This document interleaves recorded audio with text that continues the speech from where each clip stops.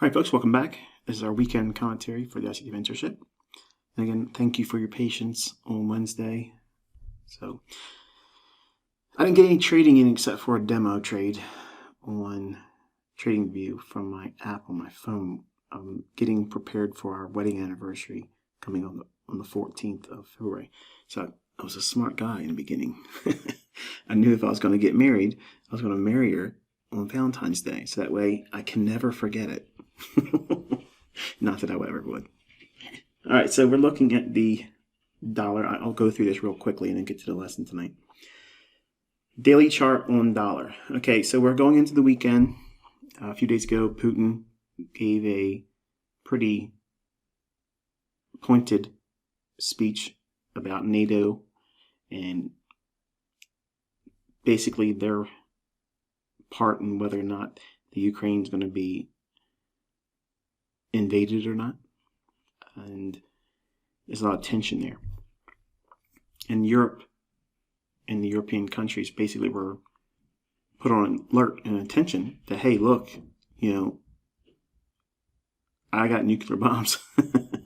And if you look at the way Putin spoke in that, and I know some of you don't even want to hear all this stuff, but it matters, okay? I mentioned that I'm bearish on dollar unless war. Now we're going into the weekend. Typically that's when things kick off. And I don't know. I just got the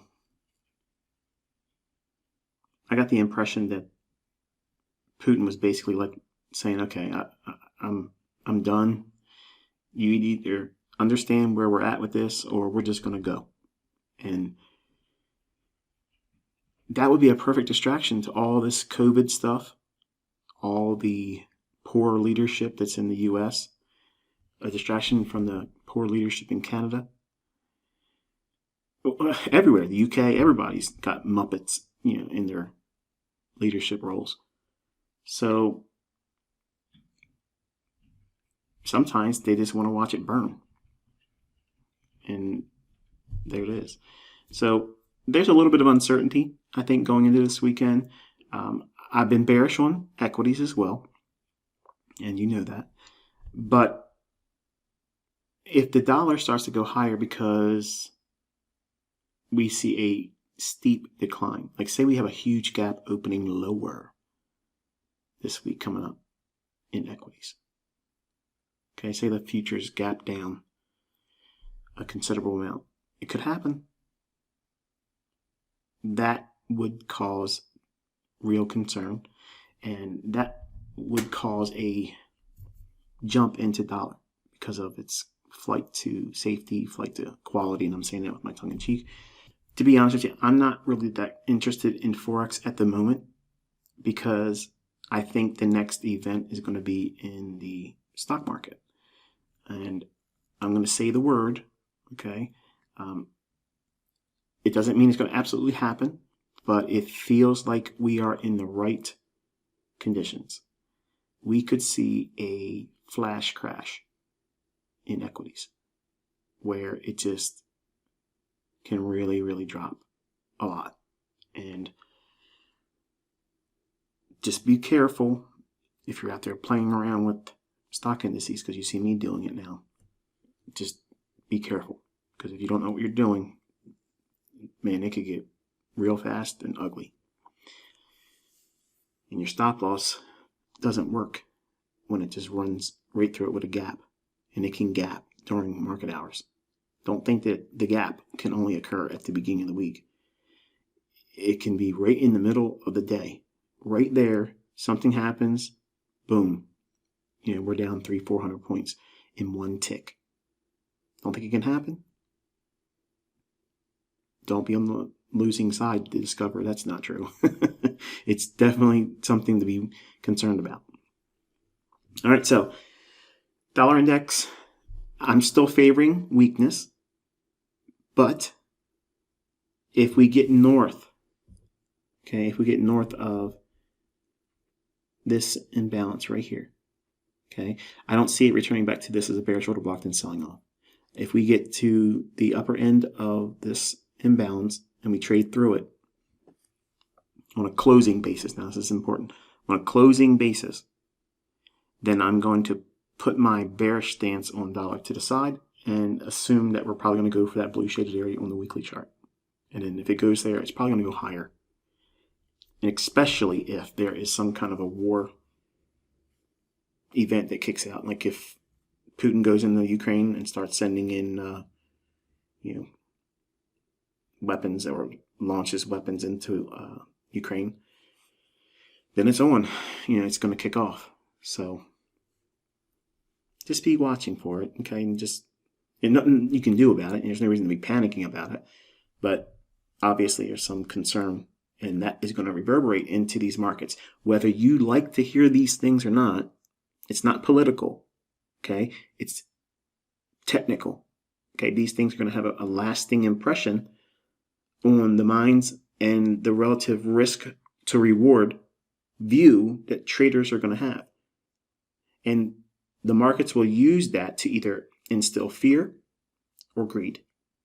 One of the two. Either one is manipulation, and I don't care which one it is. It provides momentum, movement, displacement, energy, velocity, all those things that make up trading as a very fun endeavor that can be easily profitable in very short time. All those things are helped with, like I mentioned when I was teaching in the commodity section. I don't want to see people go through droughts and lose their crops or a war breakout. But those things in the hands of someone that's initiated like you are, you can take those instances and make them a profitable endeavor. Not that we want to see those things happen to people, but we can't personally stop it, right? So I don't feel that there is a moral dilemma there. If there's an opportunity, I'm going to try to take it. I'm not out there burning crops down. And I certainly don't have nuclear bombs at my disposal. So it's a matter of me simply saying, okay, well, this is what's going to happen in the world. I know human psychology is going to be what it is, and it's going to be fear and greed in the marketplace. And that creates a lot of momentum and movement. And that's what we like and need as traders. So we'll be playing it by ear, seeing what we get. But again, my focus really isn't on Forex. It's on the stock indices. Forex will start moving around again. But right now, the movement is really expected and being seen in the stock indices. Euro dollar. All right, so again, because Europe was basically threatened and we're going into the weekend, just a complete risk off scenario. Drops back down into an imbalance here. So this is all a bullish order block. So I'm not looking at this as runs up and goes down because it's too weird looking, isn't it? It's like a big rectangle. I think if it's going to go lower, it would make sense to come up here a little bit deeper, right? Or if it goes up here and finds some support, runs up into this area here. Again, either way isn't high probability. So with equities, I feel very confident that they're going lower. Okay, so I guess if you were gun to my head, ICT, wouldn't that mean that dollar goes higher, equities go lower, and it's risk off, so euro should go down and all the foreign currencies should go down as well? Yeah, but I don't trust this environment for it to be just that black and white. So again, this is why I led this year into basically saying, don't do anything, don't engage, don't engage. You're welcomed to engage in your demo account to trade the US 500, US 100, and the US 30 if you're outside the States with the demo. If you're in the States, you're welcome to demo trade TradingView if you're willing to pay that $4 charge. And honestly, it's nothing. I mean, that amount of money is nothing to get insight, to be short-term trading, day trading, scalping. You can see real quick what I've been able to do with one contract. Now, granted, that's the mini, but just look at it as 1/10 of what I've shown. You can do that with a micro. So it adds up, folks. Going into cable, this one here, it's back to who knows what it's going to do. It's back, and it's in the middle of the range between this low and this high. So yes, there are movements occurring in Forex, but the real volatility is in the NASDAQ and the E-mini S&P and the Dow futures. So that's where my focus is. That's why I'm pushing you all in that direction as well. I know some of you are just stubbornly saying, I'm never going to trade those, but you're cheating yourself out of experience, because the same level of expectation that you have in those markets is transferable to these markets when they're moving more liquid, when there's a little bit more interest and excitement. Right now, nobody's trying to do anything with other currencies. Why? Because the markets are being held hostage because of the global supply chain. Things are held up. Basically, global trade is being strangled right now.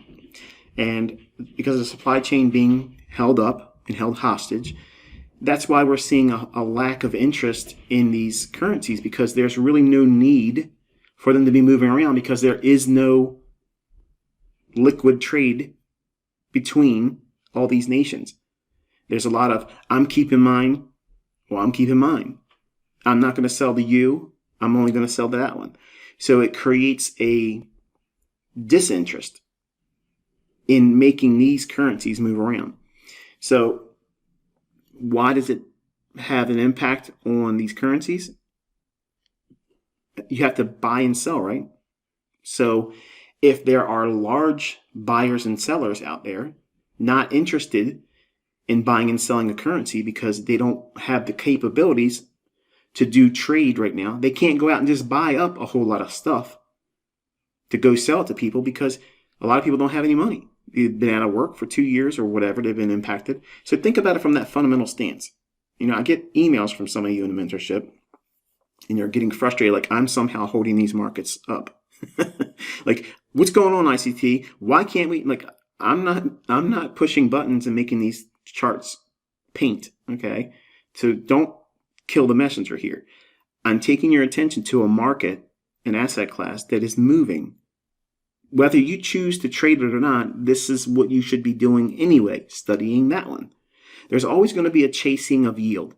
That's why all the excitement is in these equity markets. Plus, there's a lot of real risk in that market too, because there's a lot of 401ks, which I think are jokes, because I think they're going to get raided. I think they're going to eventually get to the point, because they ran up all of the deficit in the United States, that they're just going to do a bail-in, and they're going to take people's money like they did in Greece. And what could you do? Nothing. And they limit you to $75 or 75 euros a day coming out of your ATM. But no matter how much money you got in there, it doesn't make a difference. So I think that day's coming, especially if they rig the election again and the Democrats stay in power. We are up. We're up the creek without a paddle, put it that way. And I think the United States average citizen is going to say BS, and we're going to be doing something different, like what's going on up in Canada. We have all those truck drivers that are out there. I think something's going to kick off this weekend with that, folks. Trudeau is, I know this sounds like a rant. It's not. I'm just telling you what my view is, why I'm not interested in currencies right now. I want to be where the excitement's going to be. And right now, the risk and the fear of losing is in the equities market. The U.S. equities market, that's where it's at. And it's downside opportunity. So, no global chain supplies are open right now. They're stagnant. And that's creating these really lethargic price moves in Forex. I can't make it any plainer than that. Yes, there are some currencies moving around. Yes. But I'm not trading the crosses. I'm not trading a euro yen, or a pound yen. I'm not doing it. So I have to stick to things that are more appropriate for me for tax purposes, because I'm a U.S. trader. I don't get the same tax benefits. And you may think of it, well, it's not that big of a deal. You should be doing it. No, don't tell me what I should be doing. I'm telling you what you should be doing. You didn't come here to be my instructor. You came here for me to instruct you. So I'm giving you my experience, but some of you don't want to listen. You take it as a means of wanting to argue. And my best advice is for you to just take the advice I'm giving you and see how it pans out. And I think you'll appreciate what I'm doing with you. I'm protecting you. I'm navigating and helping you guide your attention to the market asset classes that are moving. I don't know how else to say it. I mean, it's simple, but some of you are just really stubborn and you think I'm trying to keep you from making profits or move. I'm not doing those things, folks. I'm trying to get your attention where it should be. Okay. So anyway, pound dollar, I wouldn't touch this thing. I have yet to find anything interesting in this pair, and I don't have any interest in it. None. It's not a matter of me taking this and saying, okay, let me take it out and put another currency in, because there's not another currency I'm interested in replacing it with because of the things I just stated. Now, war changes all that. War changes all those things and makes these markets come alive. You'll see them moving around again because they'll be doing things that are required to exchange between ally countries. And that is what's going to cause these markets to move around. Okay, so that's enough of that. Let's go over to the teaching for tonight. I promise I'll try to get through this as smoothly and quickly as I possibly can, but still covering it comprehensively. All right, so this is the daily chart of the NASDAQ 100 E-mini futures contract. I'm using the continuous chart. So if you go to TradingView, type in NQ, and then look for NASDAQ E-mini futures contract. Click on the main header. When you do that, it's the first one that says continuous contract. Okay, click on that one, and you'll get this. This is not the March delivery contract. It's this one because I wanted to keep these notes here and not muddy up my normal March contract because I have annotations I use for my own purposes. All right, so we're looking at the daily chart, and I'm going to counsel you to go out to your weekly chart again and look at this shaded area here, because that from this high and this low, that imbalance, that's what we traded up into on the weekly chart. And I mentioned that we were going lower, and we have a low resistance liquidity run signature here. We have sell side resting below that. So we did trade up into it. We overshot the volume imbalance, but we didn't get much further than the premium high of the weekly imbalance. Okay, so it went up there. The bodies stayed inside, came down outside of it, and then one more time pumped it up into all these wicks. And then going backwards after this run up, what we're doing is noting all the daily lows. I'm not interested in the daily lows in between, like this one here. I'm not interested in that because we have this one and this one, and we're already opening down below it. So it only is of an interest if it trades up to it, what you see here. But on the sell side or sell side liquidity, that is interesting only to me when it's below the lows like this. So I'm looking at it like swing lows. You see that? Except for this one here, which is after it leaves the up close candle. So that's why I have that one. So we have sell side below that low, that low, that low. And then I'm obviously drawing your attention, as I mentioned the other day. This is where I think it's ultimately going to trade, and maybe even lower than that. It can have a flash crash and literally do a move like this in one day. That's what I think could potentially happen here. There's a lot of fear in the marketplace, a lot of people looking at what has happened with Facebook, and it got eviscerated. And in a couple weeks, there's a platform expected to come out. And for the life of me, I just can't remember what they're naming it. Something BWAC or DWAC or don't quote me on it, and I don't have time really to go looking for it. It's supposedly Donald Trump's social media platform. So about 2.5, 3 weeks or so, it's supposed to come out. All of the social media stocks will probably get ripped to shreds because of that. And I'm thinking we'll probably see some kind of cyber event because of that. So if not before, because they don't want that type of platform where things can be spoken freely, and it's going to be all kinds of cyber stuff. That's what I anticipate.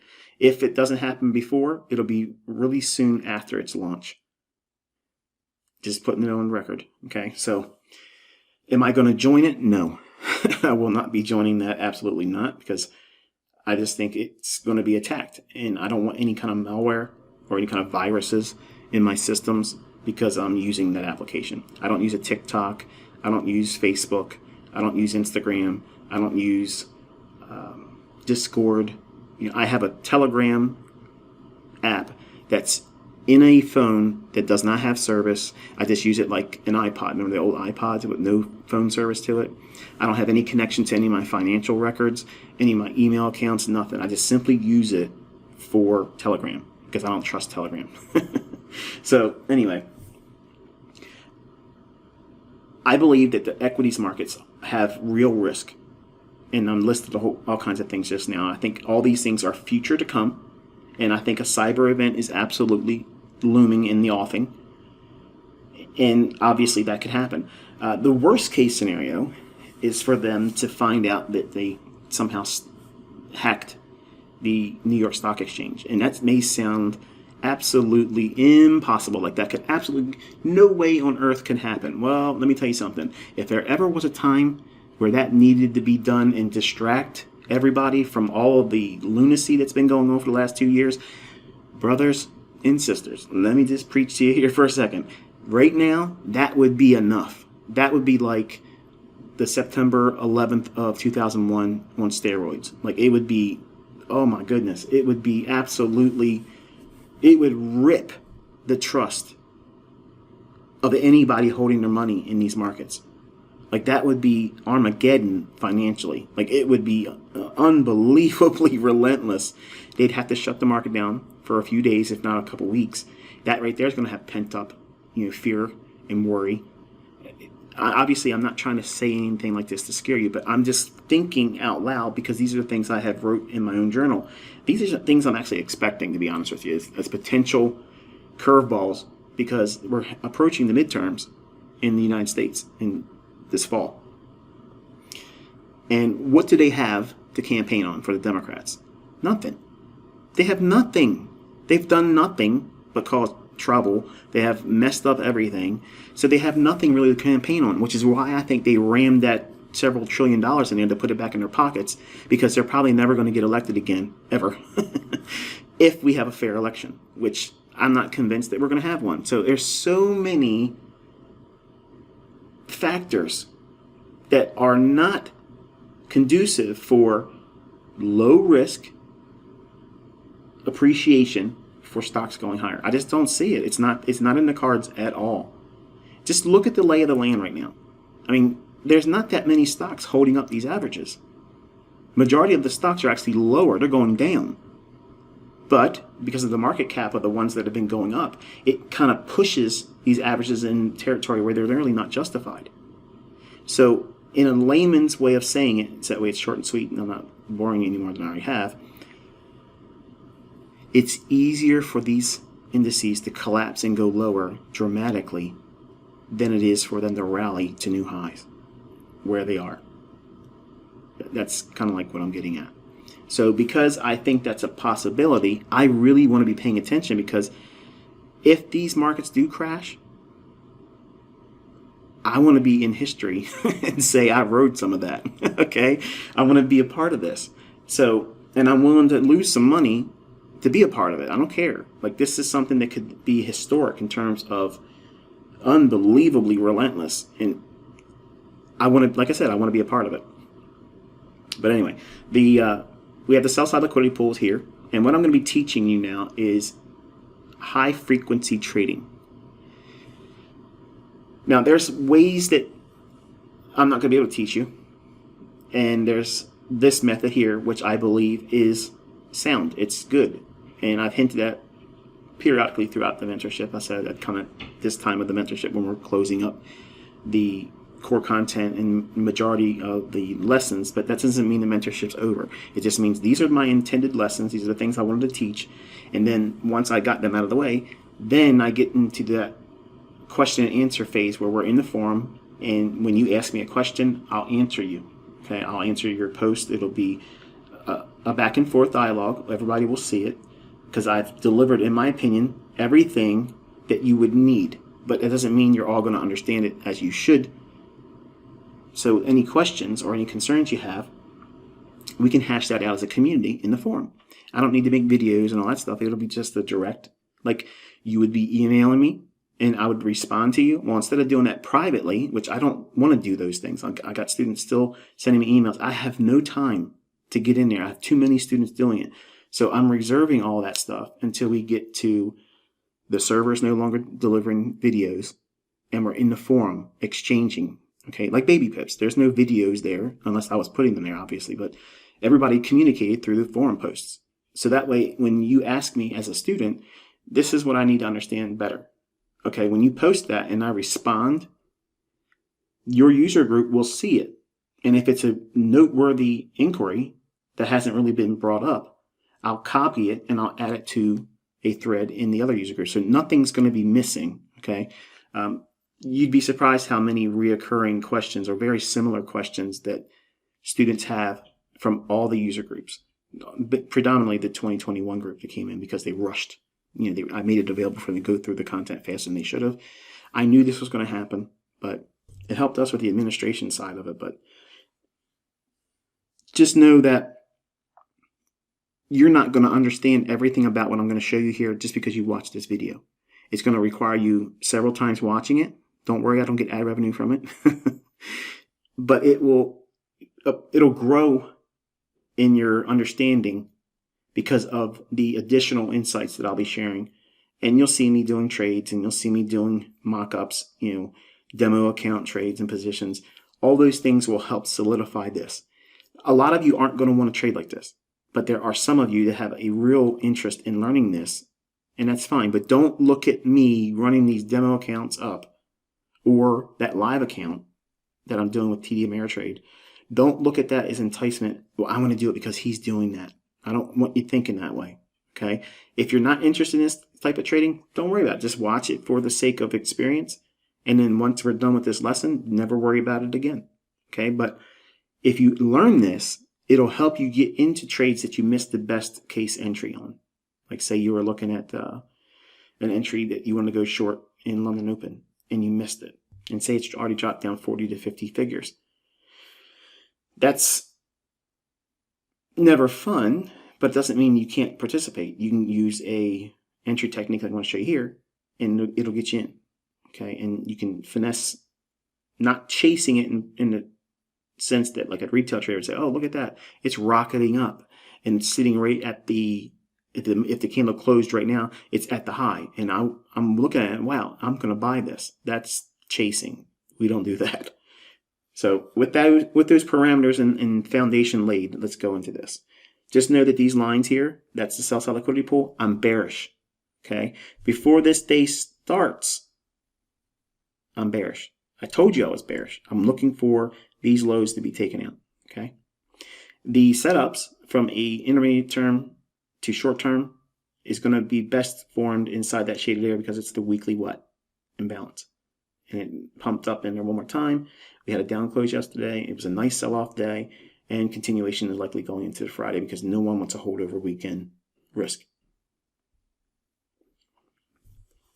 All right, so when I'm looking at starting a campaign of high-frequency trading, I kind of like want to consider all my time frames.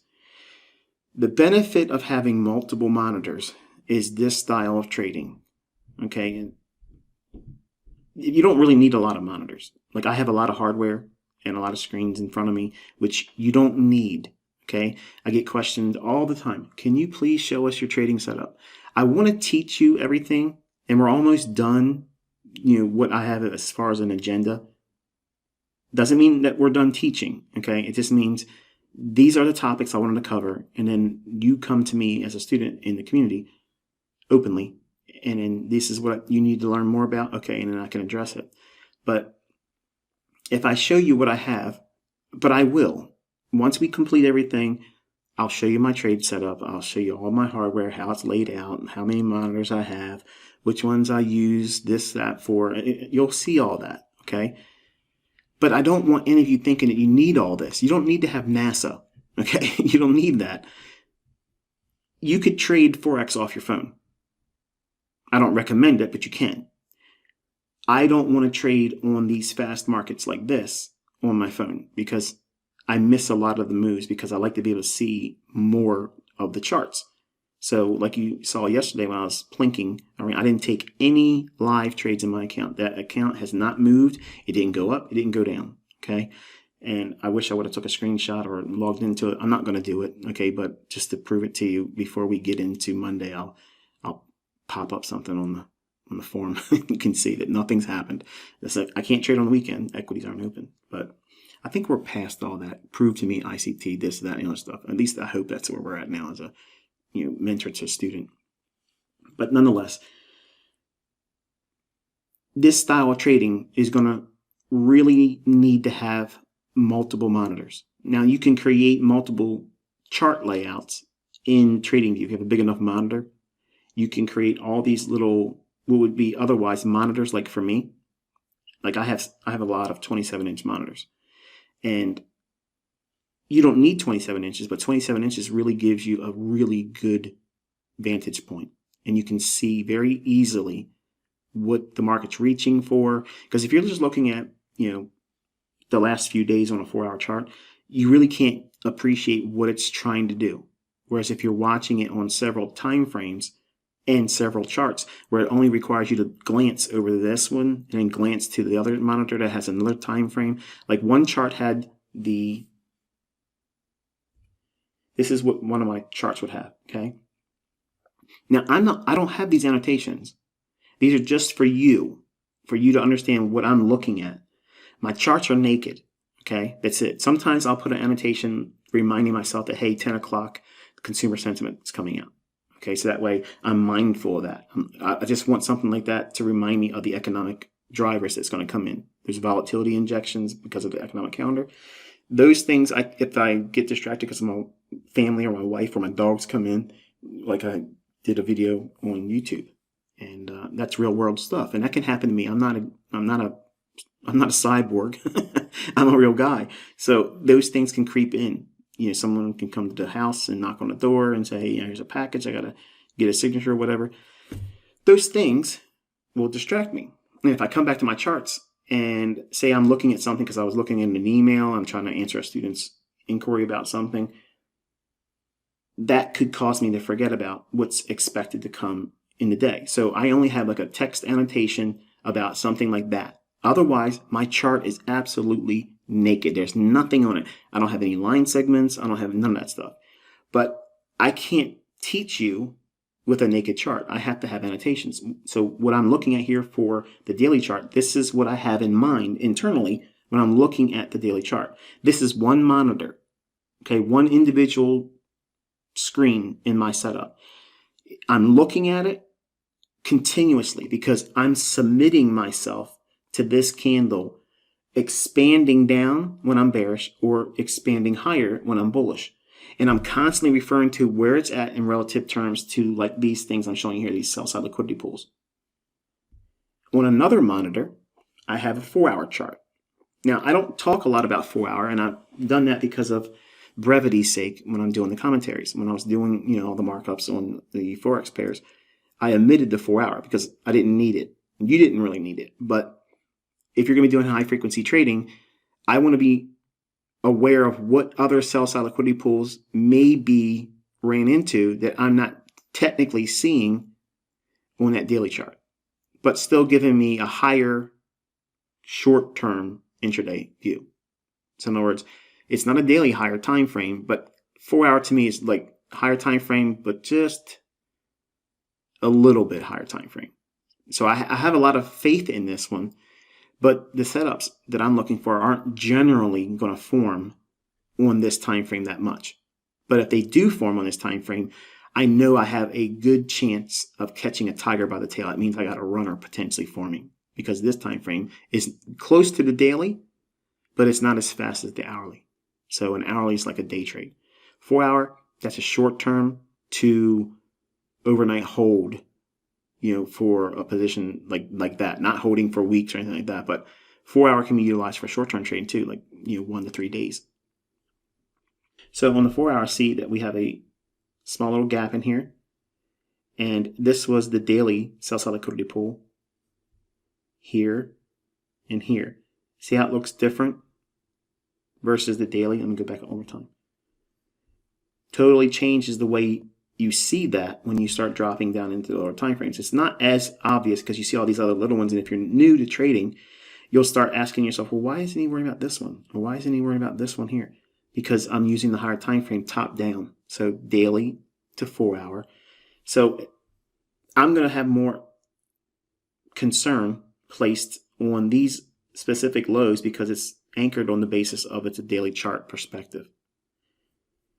And then we have the order block here. Last 3 down closed candles right before up here. Changing the state of deliveries right there. And then all these lows, but anchored to that low here. That's where sell side is. Okay, so I'm thinking it's going to go below here, but if it's going to go below here, it's probably really going to have no problem getting down there either. So I have that in mind when I'm looking at the chart. Again, I do not have these little things drawn out on my chart. My eyes going to them. I'm receiving the information because I'm used to doing it. I see it, I make a note of it, and there it is. Mentally, I'm making a note of it. I'm not doing anything on my chart.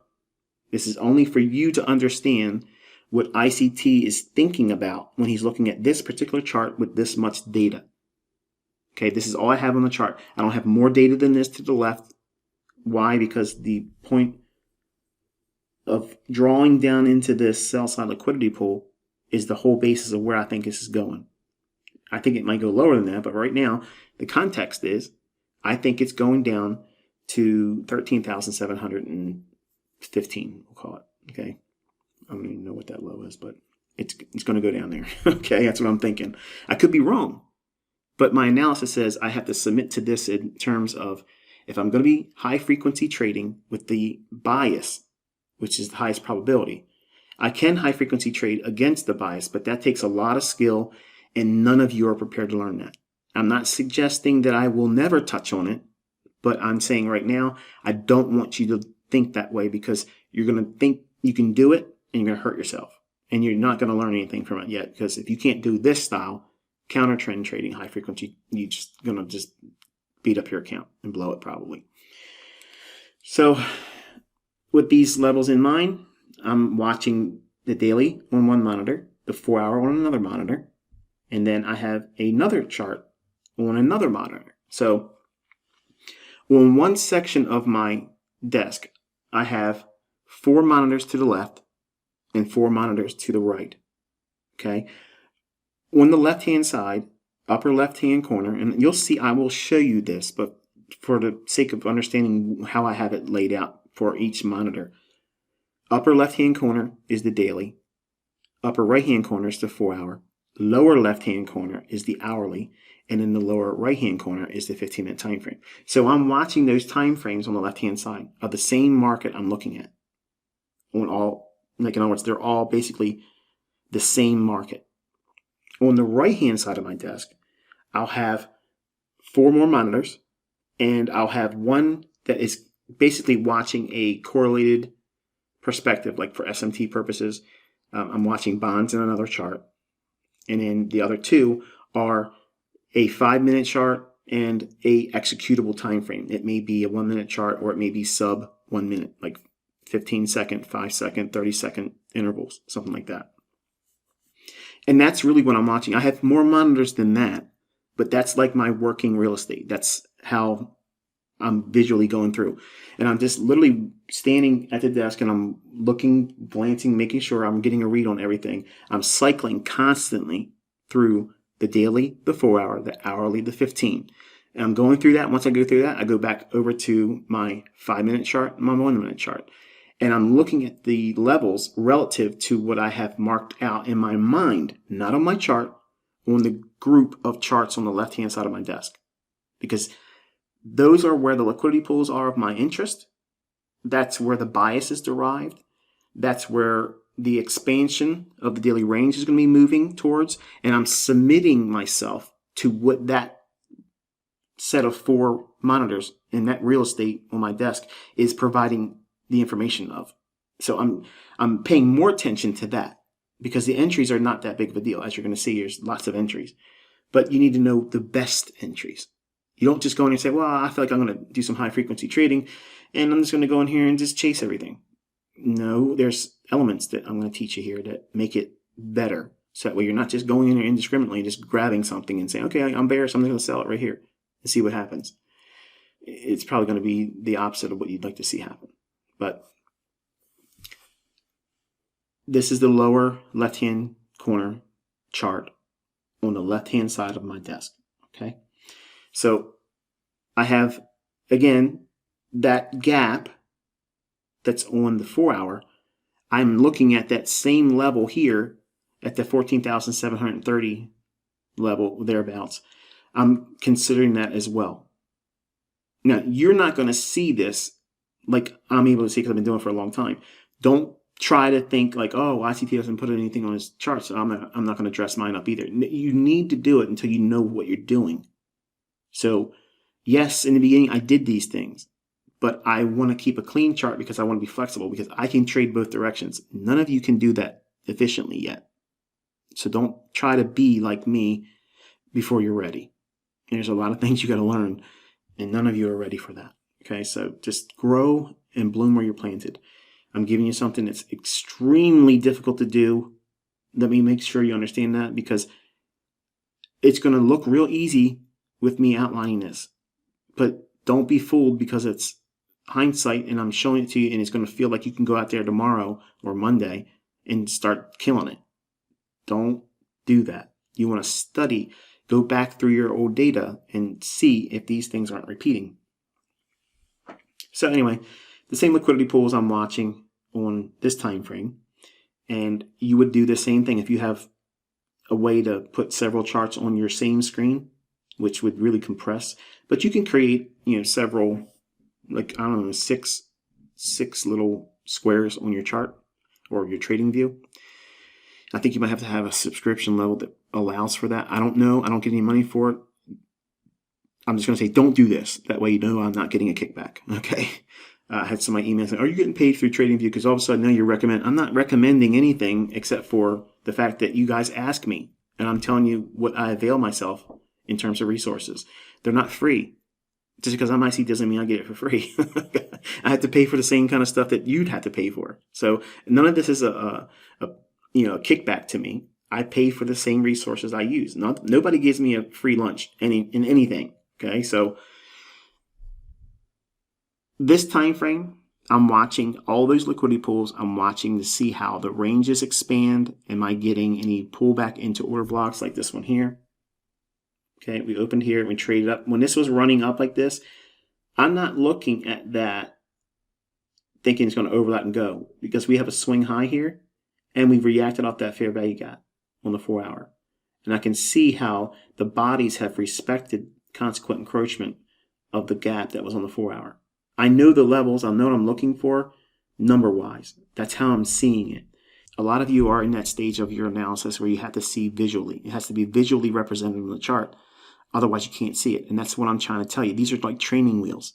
Before you started riding a bike with just 2 wheels, you needed training wheels. You needed dad or mom to hold your seat so that way you don't fall. That's what these are. Don't look at these as, oh, I'm not elite like ICT because he doesn't use them.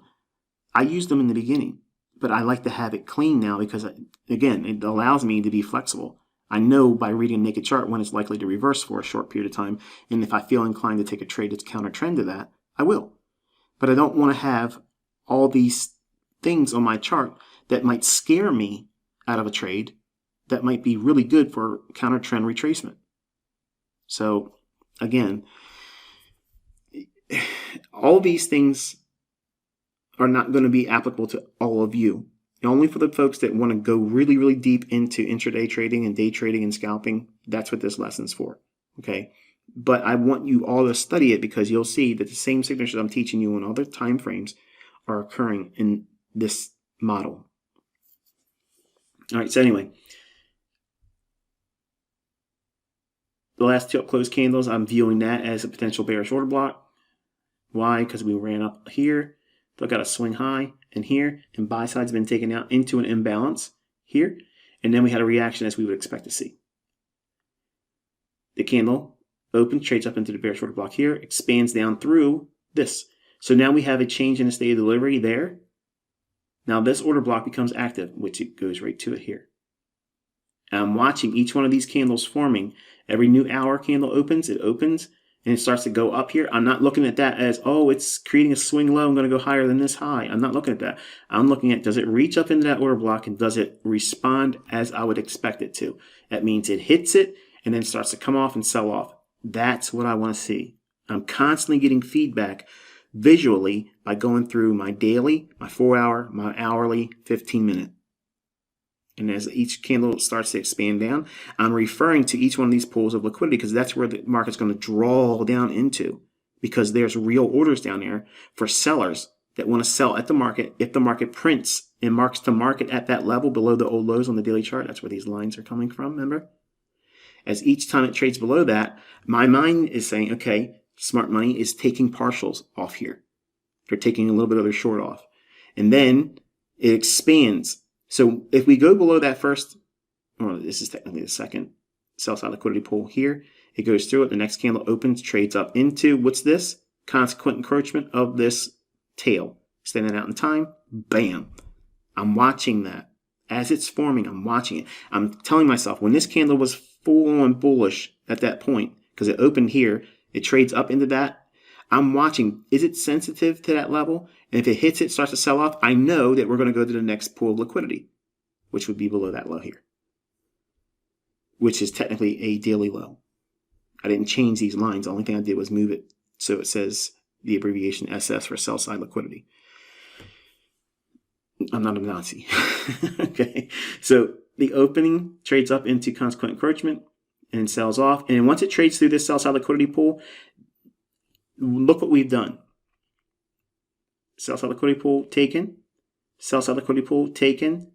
Second and third now expands. Now I'm thinking we're in the latter stages of the afternoon. We're in a stage where there's going to be a rush to get out. They're going to squeeze on anybody that went long thinking there was a low formed in the marketplace. And they're going to mad dash gun for the remaining sell side liquidity pools, which is this one here. Look how fast it dives into that. Then it reaches down into the order block. So how many things got reached for and hit? Several. The whole time I'm watching this chart, I'm referring back to the time. What time of day are we in? What time of day is it that it should expand and finish out the daily range? Are we in the PM session? Are we getting close to that 2:30, 3 o'clock hour? And algorithms are going to really start pumping in and pushing price around, not buyers and sellers. Okay, the algorithm is going to start delivering price to these levels. It's going to spook, scare buyers. What are they going to do? They're going to sell. Every time this is going down further and further, it's engineering fear in the marketplace. So longs are doing what? They're puking their guts up, for lack of a better word. So they're selling their long positions. And that's flooding the market with what? Counterparties for them to liquidate partials of their short position. So they're funding their position as this whole thing's dropping down. Sellers are coming in because of their lack of interest in holding long. So they're selling, and it's creating sell market orders continuously. So that provides perfect counterparty to them covering partial on their short position because they have to buy it back. Well, they have to have sellers coming into the marketplace. Then it hits the order block. End of the day, done. Closes on the low. Left-hand side of my desk, lower right-hand corner chart. Here we have the 15-minute time frame. And I'm watching this for the framework of my high-frequency trades.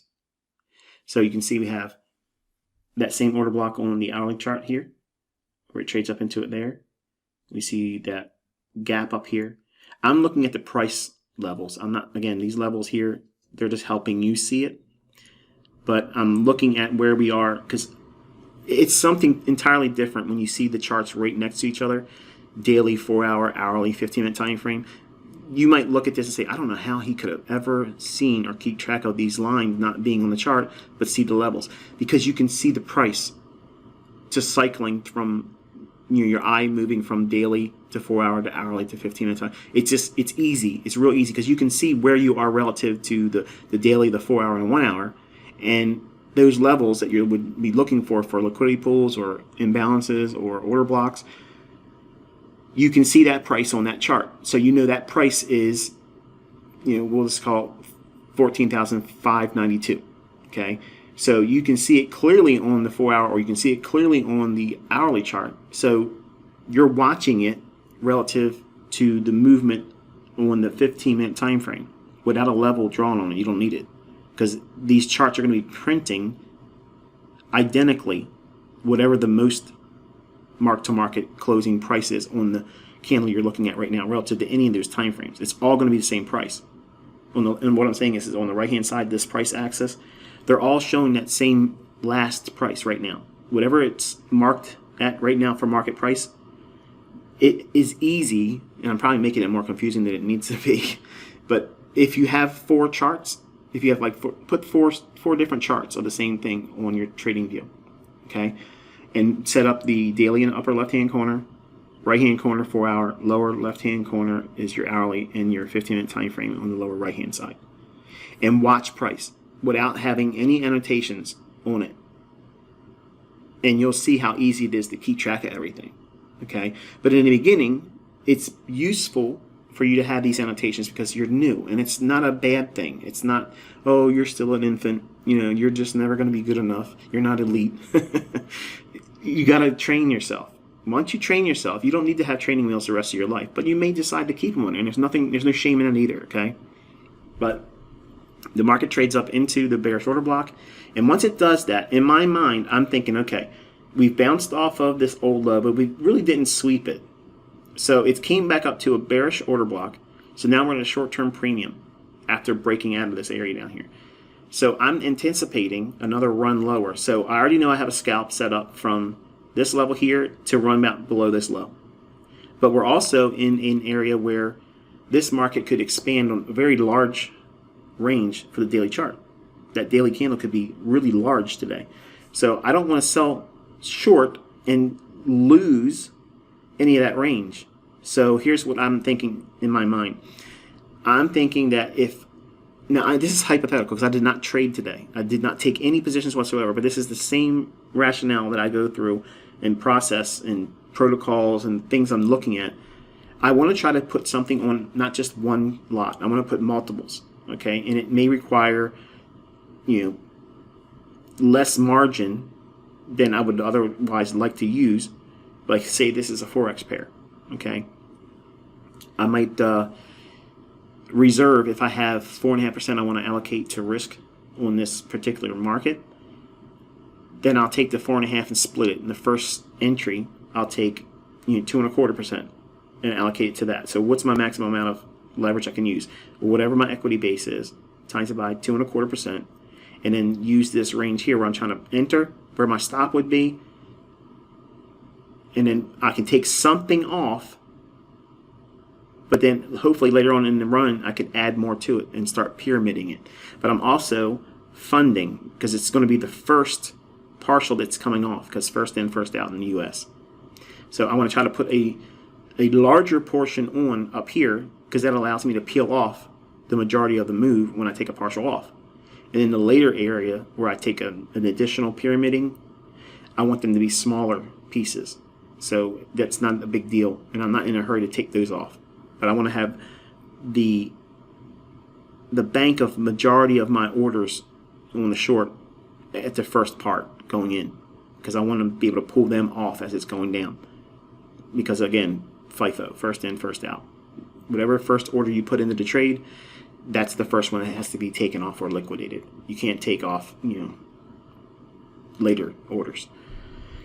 So anyway, once I have all these 4 charts constantly referred to and I'm watching and monitoring, I'm looking for, does the market want to go lower? It breaks lower here.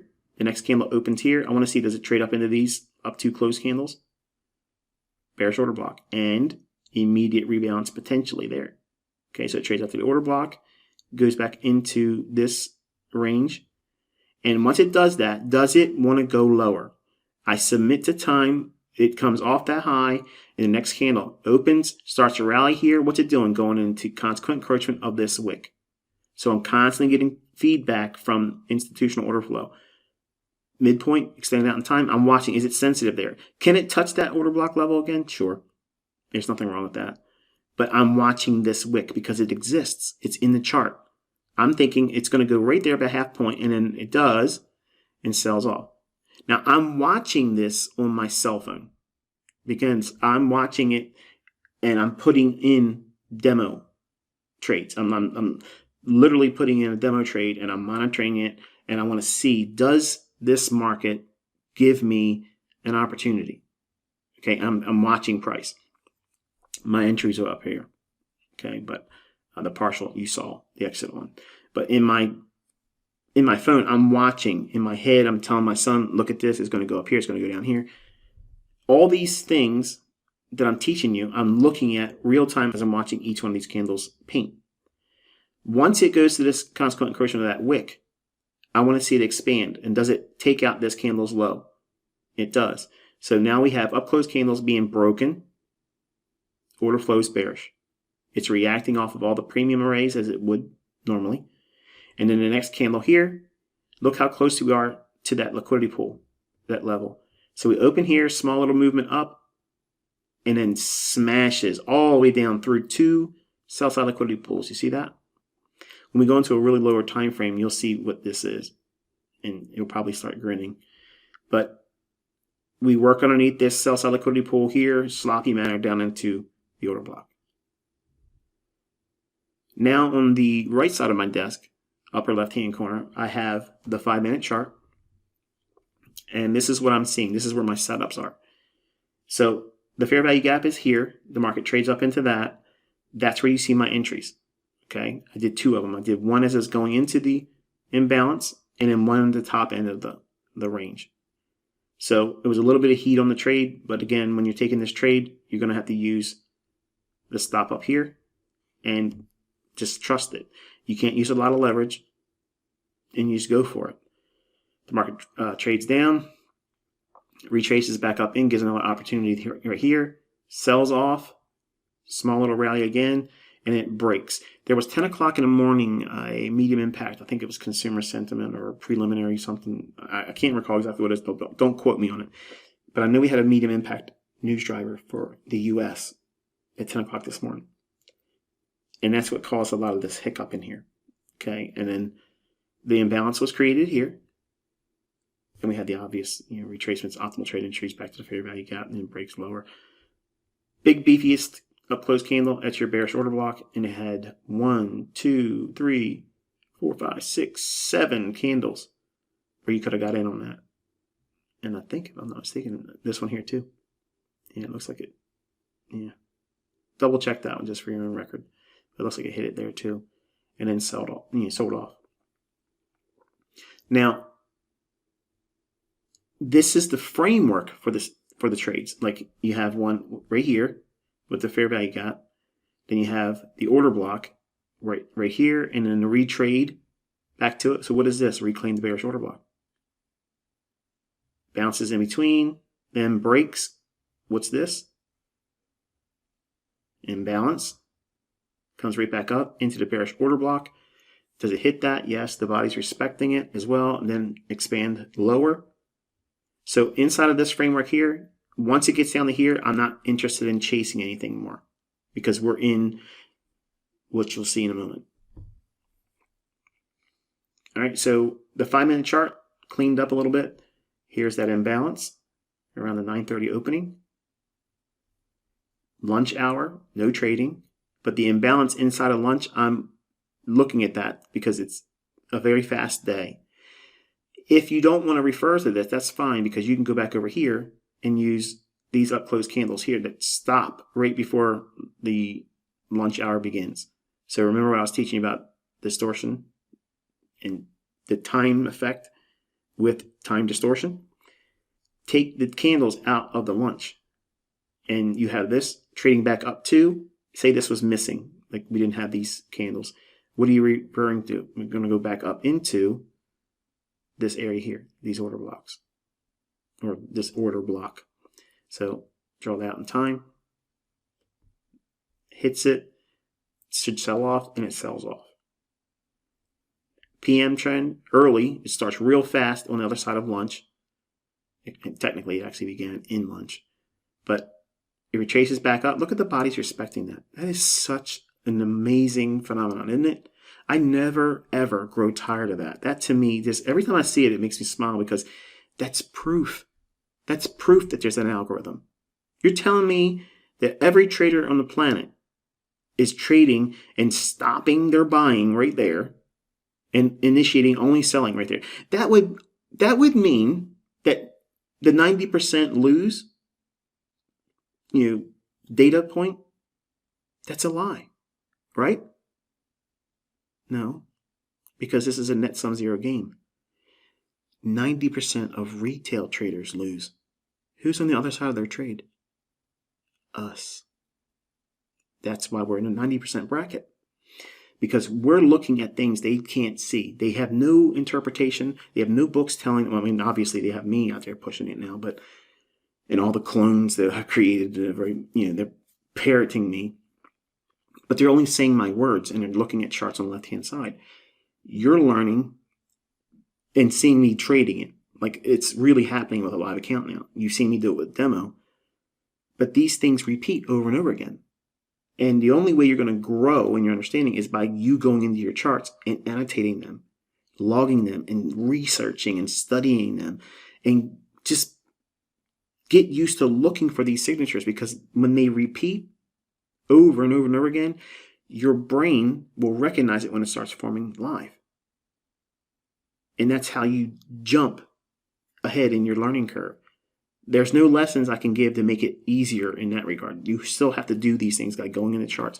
And that's why a lot of people quit. They just don't want it. They don't want to work for it. But on a fast day like this, usually around 2 o'clock, 1:30 to 2 o'clock in the afternoon, that's when the next setup forms. But look how fast, right outside of lunch at 1 o'clock, immediately it goes right in to fill that imbalance there. And then boom, that's where the move starts taking place.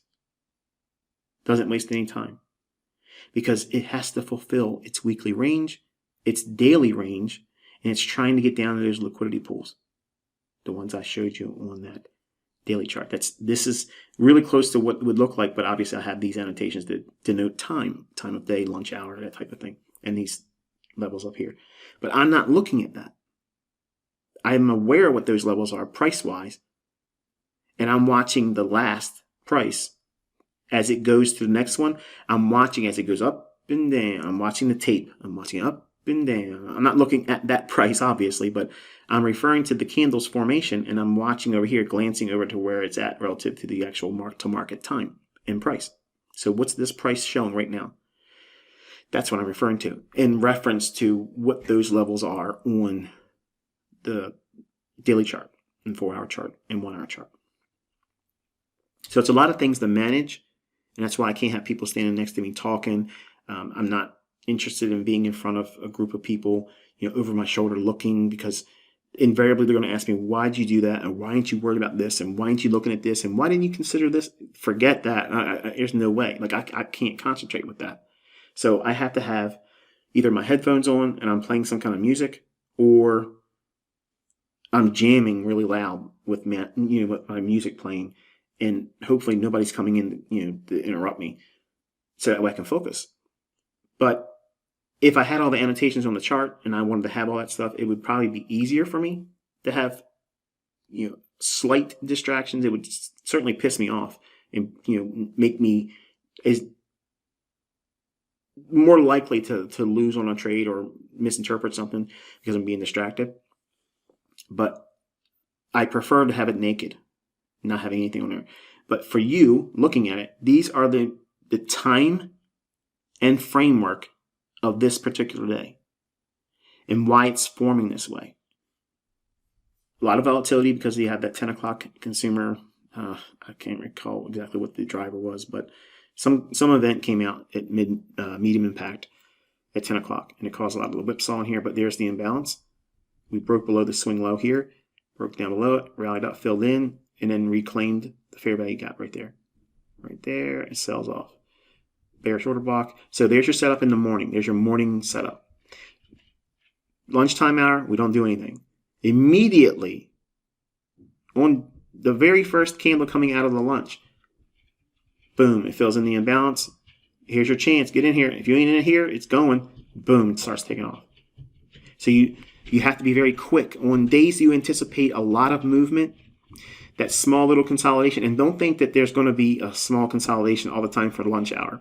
Sometimes there'll be a move that just completely just rolls right on through and maybe even accelerates in the lunch hour.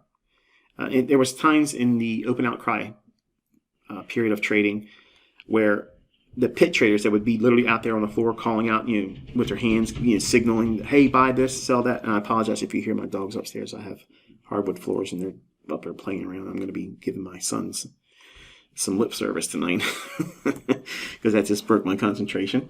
But the immediate speed after the lunch hour, anticipate that when there's going to be a likely big range, close of the week. There's lots of liquidity pools that haven't been taken in consideration or tagged or ran into, like I showed you on the daily chart. There was lots of liquidity. There's lots of candy under the market, even right here. And that's where they dove it into that. Just drove it right down in to get all those sellers. Because below the lows is what? Sell side liquidity. Smart money that's selling short up here, like us, they want to have sellers at a lower price. At the time of their entry, they already know below old lows is what we're aiming for. That's what you're digging into it here. And on the 1 minute chart, once the market hits that bearish order block, let me go back up. Okay. It's trading up into an old order block, and let me see. I'm not going to be able to see on that one. Here. This is that order block that was on the 15-minute time frame. Okay, so 1300 is 1 o'clock in the afternoon. This little run right there, that right there, that's what's hitting on the 1 minute chart. Right there. So we have a little bit of an imbalance there. It retrades back up into the order block and trades lower. That's a setup right there by itself. Done.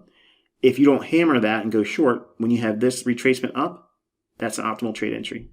Expect it to trade off because I'm watching that 15-minute, hourly, 4-hour, daily. I'm expecting this turn here to roll down to attack this pool of liquidity, this pool of liquidity, this pool of liquidity. That's what I'm looking at on the higher time frames.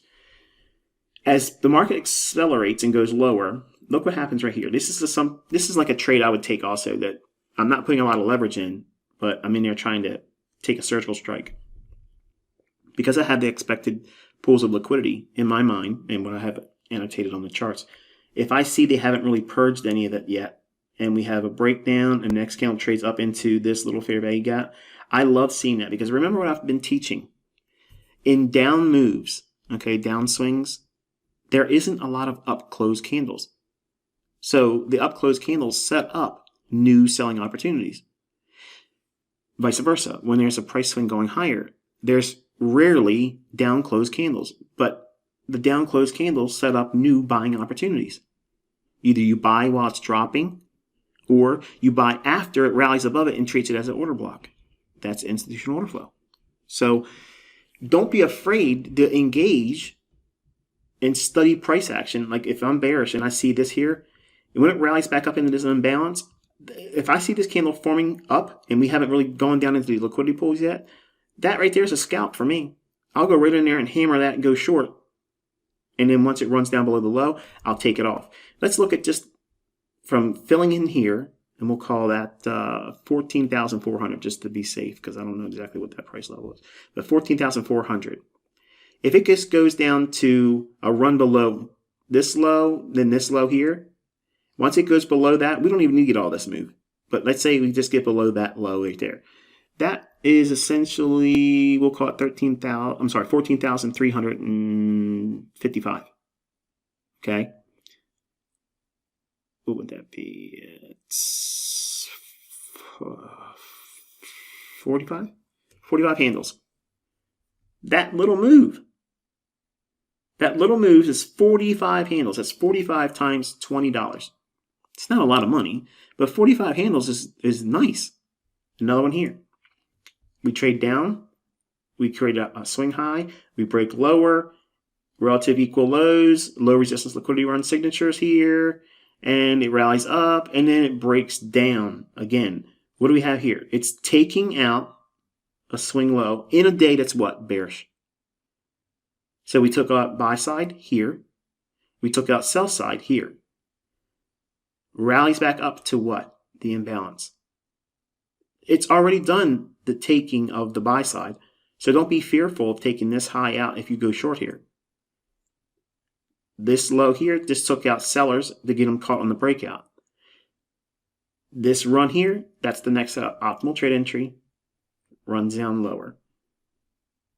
Below this low, or below this low and this low, once it trades through it, it doesn't need to get down to that order block. That's what this red level is here. Remember the order block level? So each one of these is a potential scalp. Running up into it here, running up into it here. It's an order block. Or I'm sorry, optimal trade entry rather.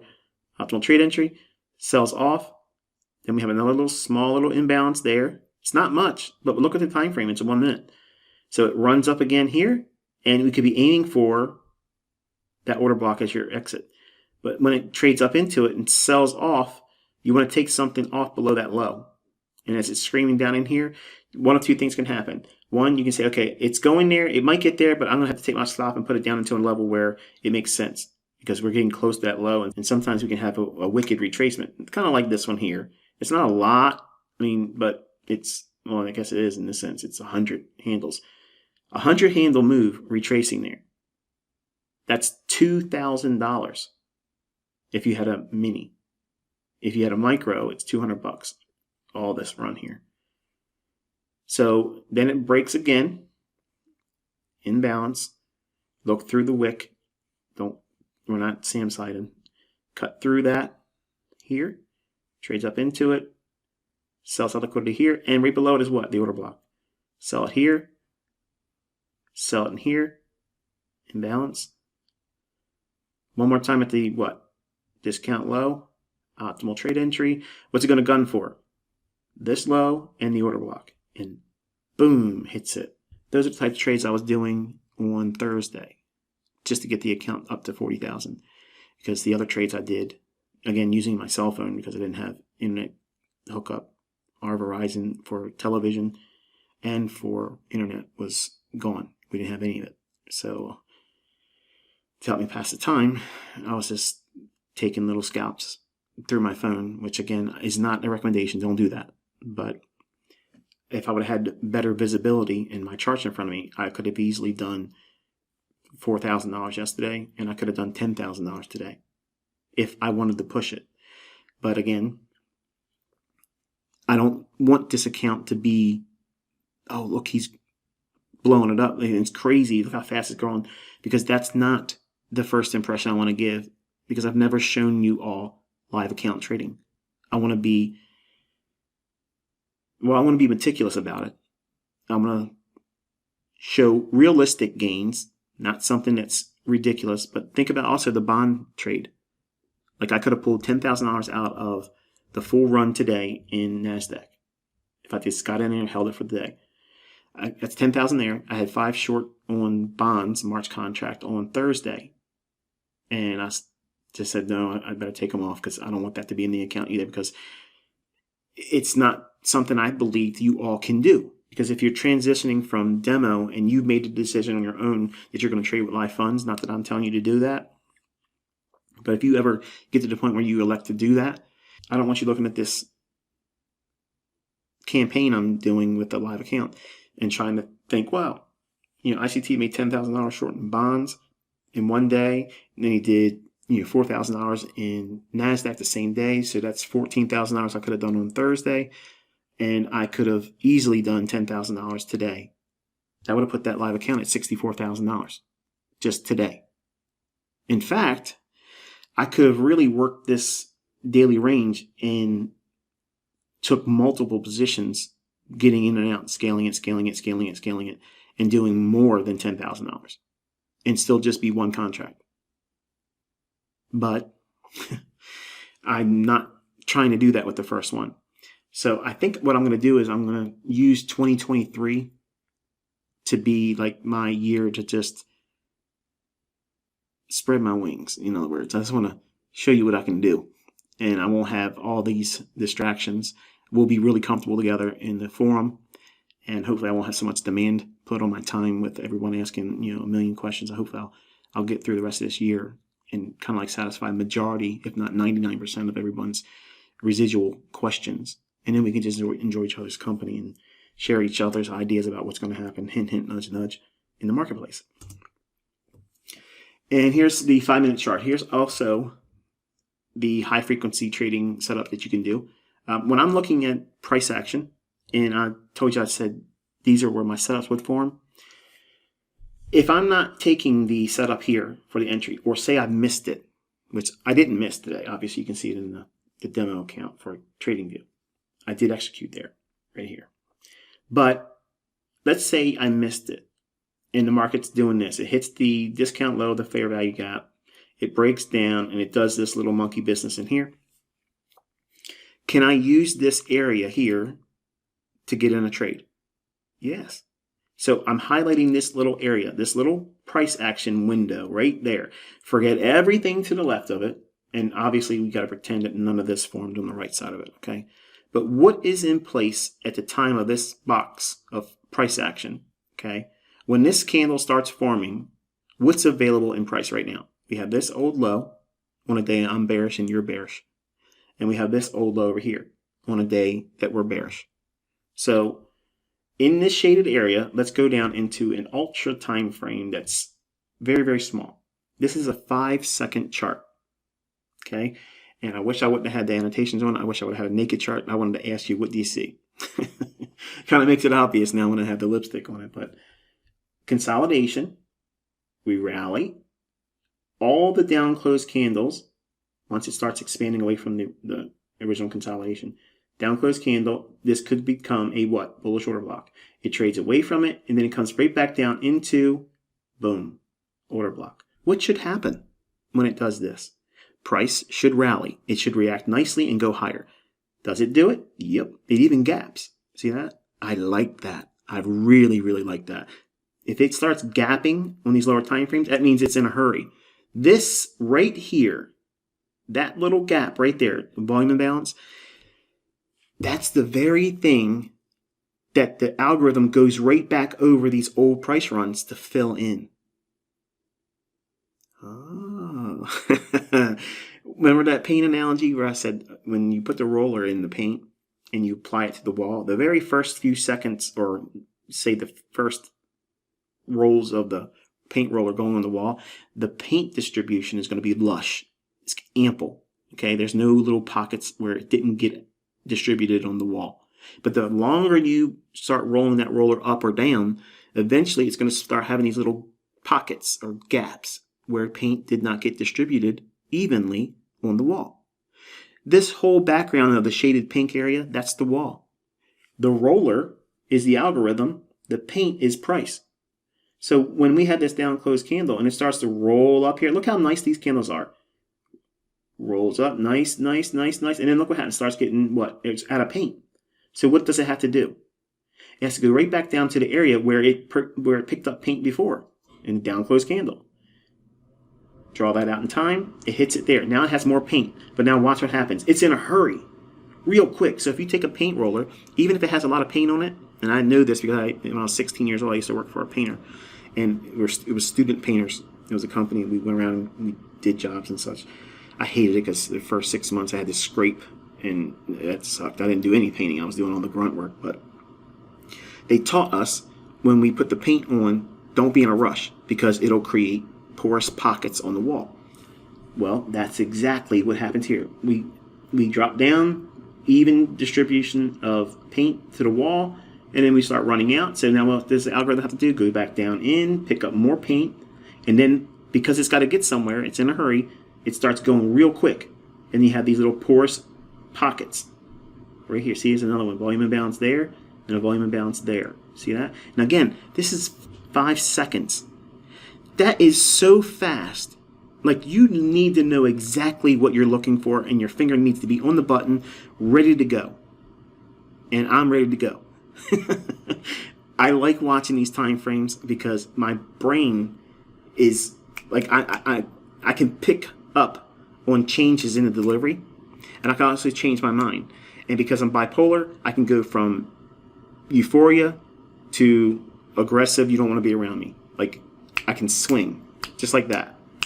And that's why I've used that gift, where everyone else would call it a disability. It's a gift. I've used it as a weapon against traders that don't know how to trade well. And I bridged that internal dialogue with price. So when the algorithm's creating these little areas in here, I know it's likely to go back down to that level. Okay, I know it's going to be wanting to go back into this level here. So, but we have our first order block outside of the range. The consolidation in here that starts the what? Market maker sell model. That's what this is here.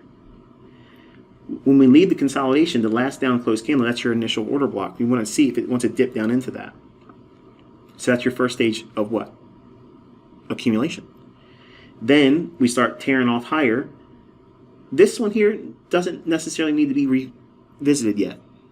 But this one here, we're farther away from here. So it might need to come back down into it. And it does. Look at that. Volume imbalance gets filled in. Down closed candles. What is that? Potential order block. Look at the opening, not the wick. Look at the opening. That's where the majority of the volume is. It trades above it. The change in the state of delivery is that what? Opening price. It trades above that and then does what? Digs back down into the order block. Picks up more paint. Then off to the races again. Look, gaps with a volume imbalance. Is it likely to come back and fill that? No, because it's right in the area of it's starting to run. Don't look for that to be filled. It's going to act as what? A breakaway gap. Runs away, reaches an objective. We don't need to know what that objective is. Okay? We don't need that. This day we're bearish. We're waiting for the market to turn. Okay? It breaks down. Swing low. Broken. Displacement. Even on a 5-second chart, folks. Then it comes back up and breaks once more. Okay? So now we have this here and we have this here. Wait. We want to see it come back down into an area of old what? Accumulation. To do what? Pair it up with distribution. So right away, when this is starting to go up and it starts to turn here, where does your attention go? Right below that low. That's where sell side resides, right? So below this low is sell side liquidity. When we have this break lower and the next candle closes, it only takes 5 seconds for that to occur. You've got to really be on this. This is like the highest form of, like, you're literally, like, connected to the computer. Nobody's allowed to come in your room. All the lights are out. You're zoned in. Like, this time frame is the ultimate, like, you don't want to miss anything, okay? You don't need to do the 5-second chart. It can be done with a minute chart, obviously the same way. But I'm just showing you the depths of what you can do with what I'm teaching you here. How the algorithm works. Okay? What is it doing?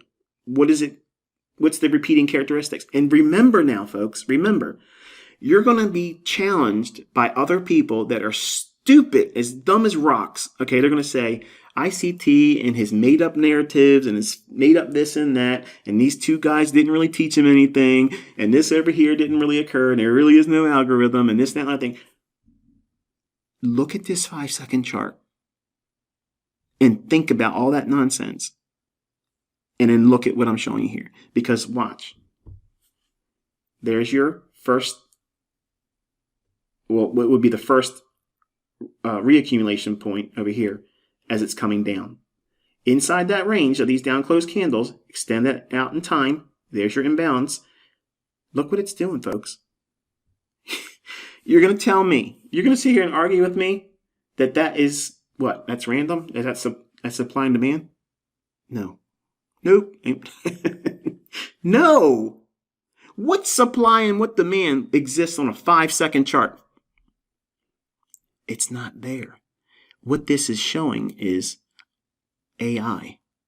It's referring to the very things I'm teaching you. And folks, I know there's some of you in here still, and You want to still subscribe to this Wyckoff guy? I'm telling you, none of that is real. It's not. It's not. It's not. It's a perfect way of explaining history. I'm telling you how to interpret, decipher, and crack these markets, because this stuff repeats exactly how I teach it. Not because of somebody else's jump the creek, break the ice, all that stuff. Forget all that. That's a perfect way of explaining yesterday's weather. I'm showing you how to catch the next wave on a sunny beach in paradise and ride it. Okay, looking at this thing, that's your first level of reaccumulation when it's coming down from the curve. Sell side, boom, gets right into what? Match up the accumulation with a distribution point. This is what? First stage distribution. Here's your first accumulation. Leaving the accumulation of this consolidation, this order block, this down closed candle, where the algorithm is telling smart money to buy. They're looking for this. If they miss it, they missed it. Okay? But this is repeating on all time frames. This is showing you how price is fractal. So if you take this area and you shade it in and you expand it out in time, what's in here? Fair value gap. It trades back up into it. Yes, there's a little bit of errant price action where it just goes above that candle here. But how much movement is that?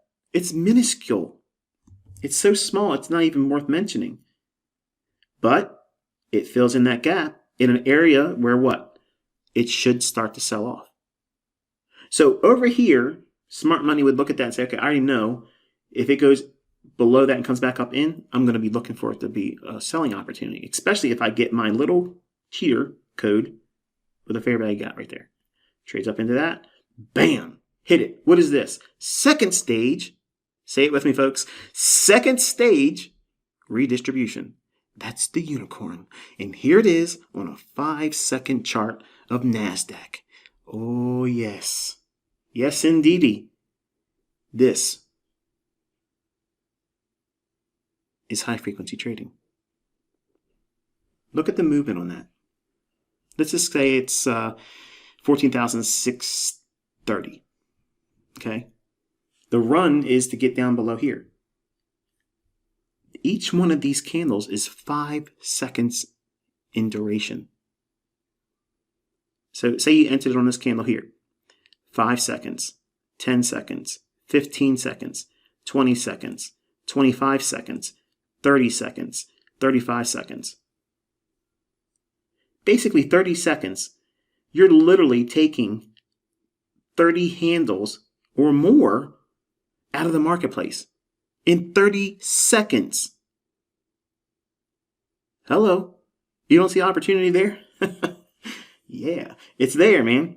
So when I see these opportunities on these lower time frames, okay, and I'm watching my chart and it's in sync with everything I've walked you through tonight. When they set up and everything's in alignment, they're the ones I go after. And I pinpoint where I'm trying to get in at, and I'm waiting for these types of setups. And when it forms, that'll teach you for listening to it with headphones. ICT, you so-and-so. That was too loud. It is a beautiful thing, folks, because this, I've never sat down with any of my students, even when I was doing it one-on-one. I have never shown them this. Now, obviously, there's people in here that share my videos. There's people that are going to obviously take it and try to teach it in a book, teach it in a course, teach it on their YouTube channel, whatever. Okay, they're going to try to do something. They cannot do it. They will not be able to do it live because it takes a long time to get good at this. You'll be able to see it and talk about it after it happens. But unfortunately, the world's full of frauds, fakes, wannabes, and just low character individuals. But there's rules that you have to follow. And you have to know what you're looking at from top down. You have to know where the market's going to draw to. Watch what happens here. Remember, these are 5-second candles. So when it trades down here, you can put a position on here. Say you put on, I don't know, say you put 5 micros on, okay, or 5 minis. Say you have a pretty sizable account and you put 5 contracts on here. Once it goes below this low down here, you can peel off, say 3 of the 5 you have, and then have your stop at even, and then ride this out. Why are you waiting throughout all this? Well, first of all, it's not that much time. It's only 5 seconds each candle. Remember the dashed line. Let's go back up so that way you remember what this is. That's this low back here, okay?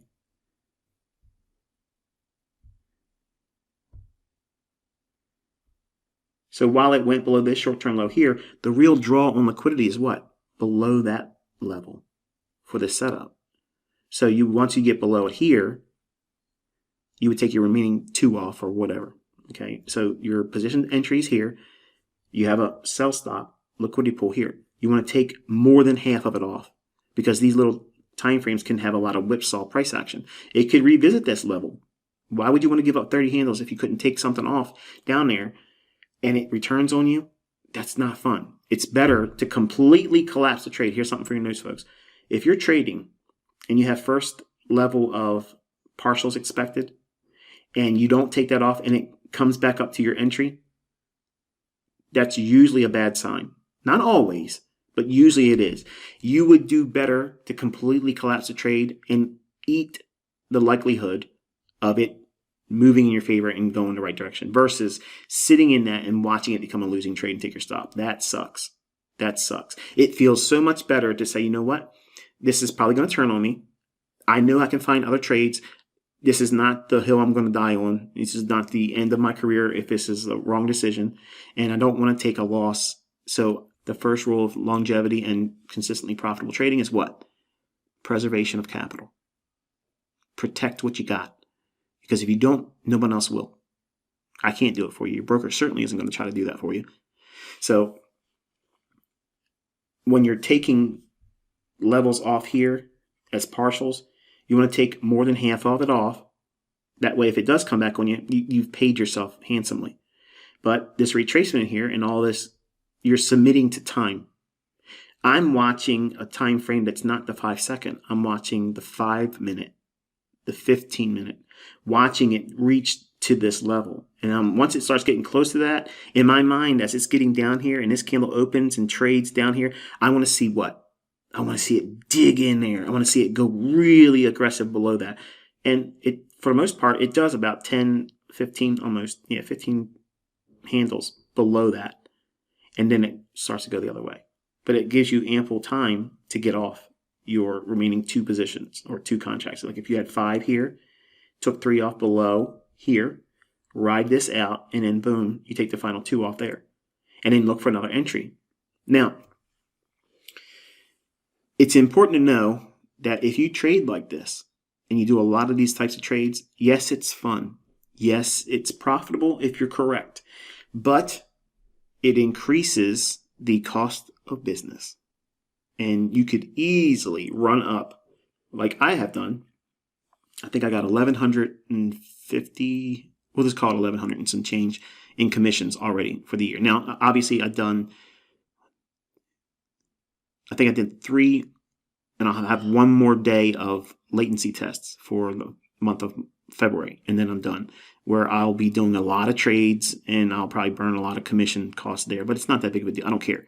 But once I have that, then I'm done. Then it'll just be less trades each trading session, and that's all they'll be. And that's how I want the rest of the year to be. But barring any days where I made an error and I took a loss, if it requires me to get in there and fancy dance and eat up the loss back to a gain, that's the only time I would trade more than 1 or 2 each session, like the morning or PM session. So I guess the best case scenario would be getting in one day, one time for the day and riding the daily range out, or getting in one time in the morning, one time in the afternoon, or take 1 trade in the morning. If it's a loss, try 1 more time in the morning. If I win it or get even, I'll go in the afternoon with less of a risk. It has to be less than the risk I took in the morning.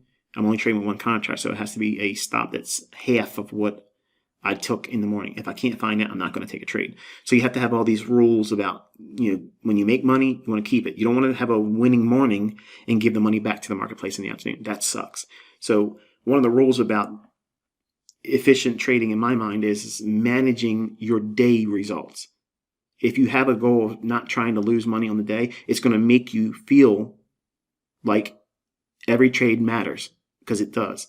But if you are loosely looking at the marketplace and thinking, well, if I take a loss, whatever, or I can't take a loss, it's only going to go in my favor. Both of those mindsets are incorrect, and they will slap you bad in the marketplace. And when you take a loss with those mindsets, it is debilitating because it makes you afraid to take the next setup. And you don't want that. You can't have analysis paralysis. You cannot do it. So if you are trading like this and you have a losing trade and the next trade you take a losing trade, do not go to live. Don't do that. Drop down your risk as you would if you were going to take a live trade, but in the next trade, do it in demo, because you don't know what that trade result's going to be on the third one.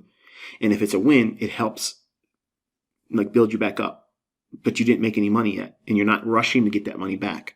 And then once you do another trade in demo, to make sure you work out the kinks in that little fear that would come in, then go back to your live trading, but do it with the reduced risk that I taught you in the mentorship.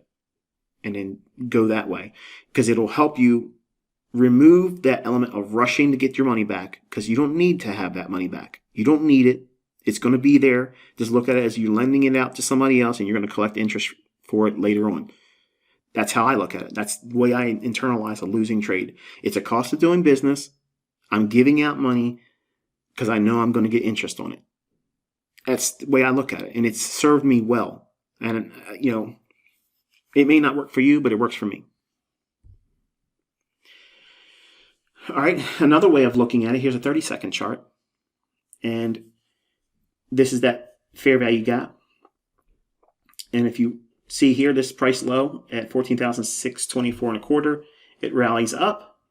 And then we have a breakdown. Okay, it breaks down and has a gap here. So once we trade into that fair value gap, and then we have a displacement here, we can trade up into this fair value gap. These are the levels here. You can see it's about 50 handles if you're getting in at this candle's high to get down to this level here and below it.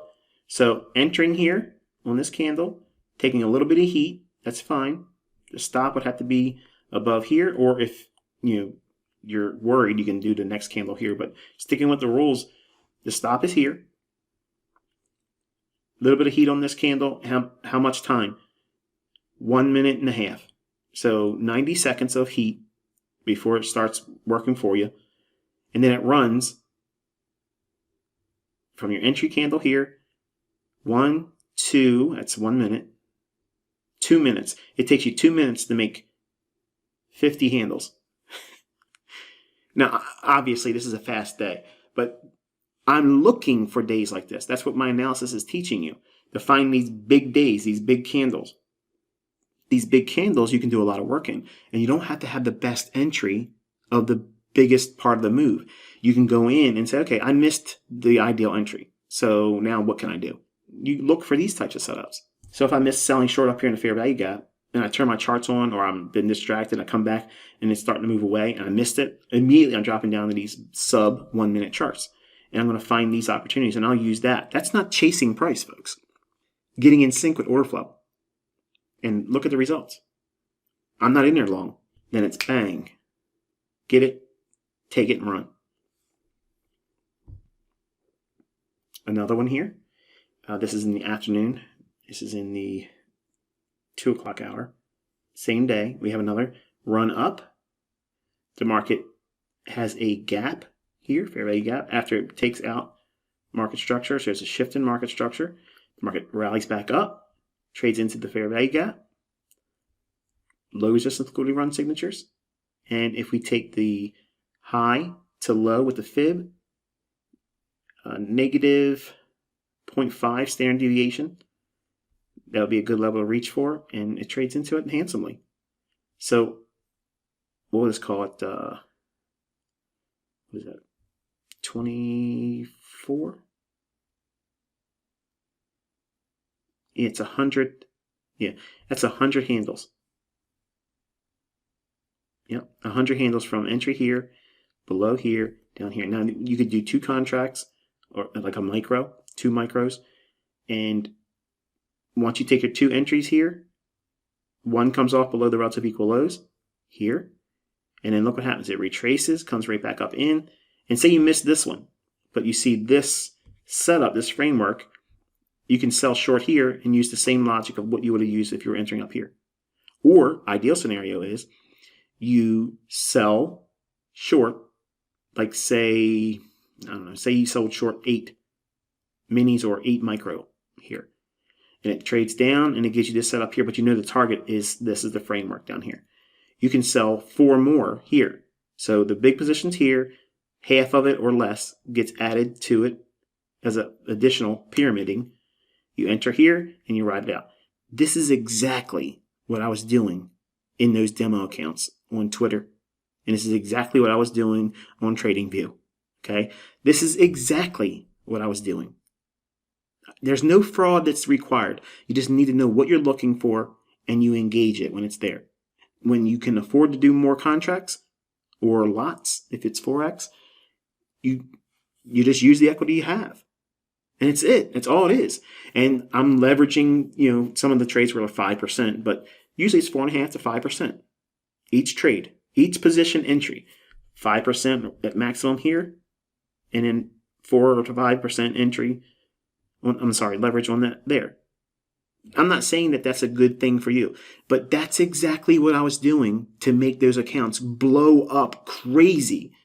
And every time I was making money, it would make that demo account have more equity in it. So it would allow me to do bigger positions every time these things formed.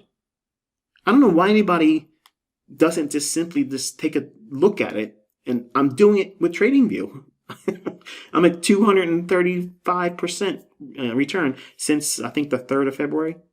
No losing trades. And its positions are, like I took $11,000 out of demo money on that demo trade I showed on the community tab on YouTube. But it was me entering in the morning session in the fair value gap, 2 entries inside the fair value gap and at the upper end of the fair value gap because it went just a little bit above it. Boom, done. And I didn't take the whole daily range because if I would have done that, they would have been like, oh, well, can you teach me? I'm teaching you that tonight. That's what you're getting. They're not getting that. You're getting that.